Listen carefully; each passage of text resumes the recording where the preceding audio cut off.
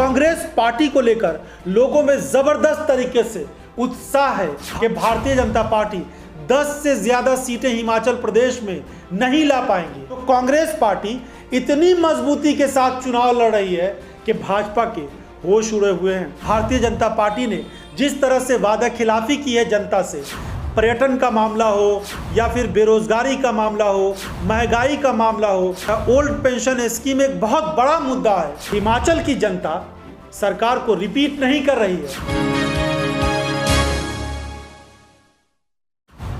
स्वागत है आपका भारत वॉइस में।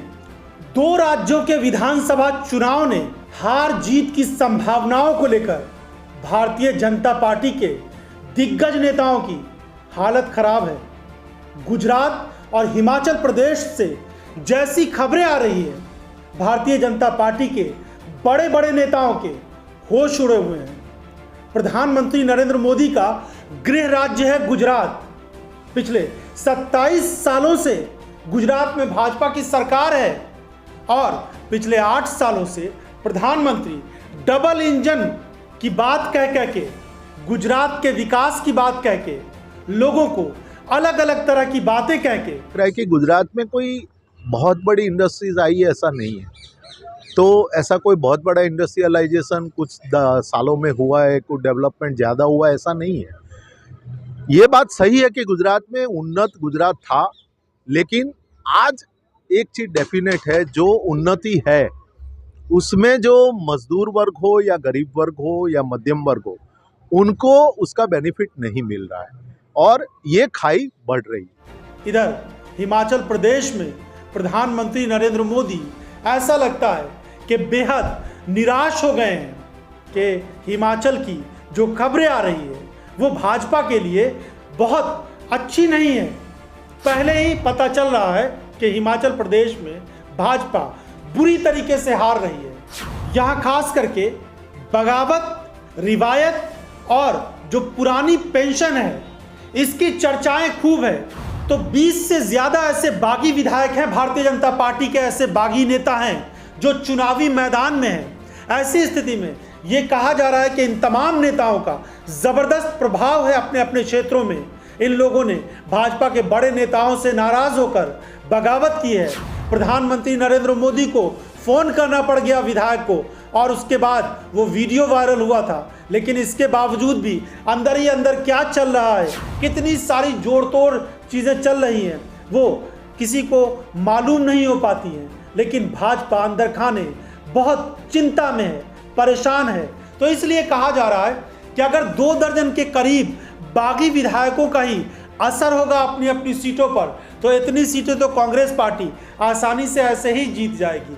और फिर इसके अलावा जनता का जो पूरा रुझान दिख रहा है, उसमें साफ तौर पर यह सामने आ रहा है कि कांग्रेस पार्टी को लेकर लोगों का रुझान काफ़ी साफ है और लोग मीडिया के सामने मुखर होकर ये बात बोल रहे हैं कि वो भाजपा को इस बार चुनाव में नहीं जिताने वाले हैं, क्योंकि भाजपा ने वादा खिलाफी की है। एक और चीज़ भाजपा के खिलाफ जा रही है और वो ये कि हिमाचल की जनता कभी भी सरकार को रिपीट नहीं कर रही है।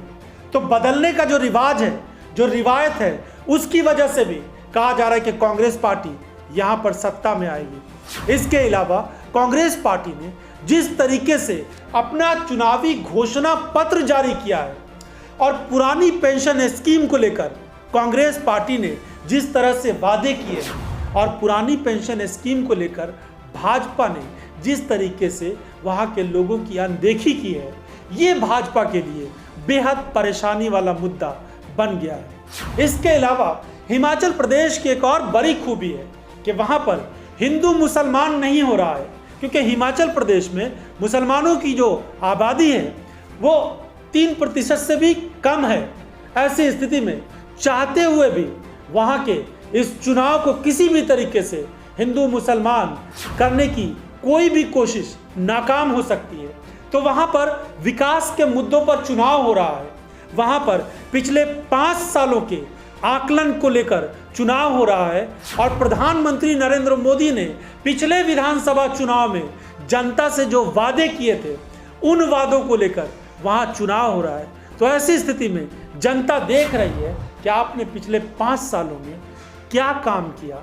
वादा तो प्रधानमंत्री नरेंद्र मोदी का हर राज्य में होता है। हिमाचल प्रदेश में भी उन्होंने पिछले चुनाव में खूब वादे किए, युवाओं को रोजगार देने के, पर्यटन के, और न जाने कौन कौन से वादे थे। लेकिन उन तमाम वादों को भाजपा अनदेखा करती रही और कैसे 5 साल बीत गया भाजपा नेताओं को अंदाजा भी नहीं रहा होगा।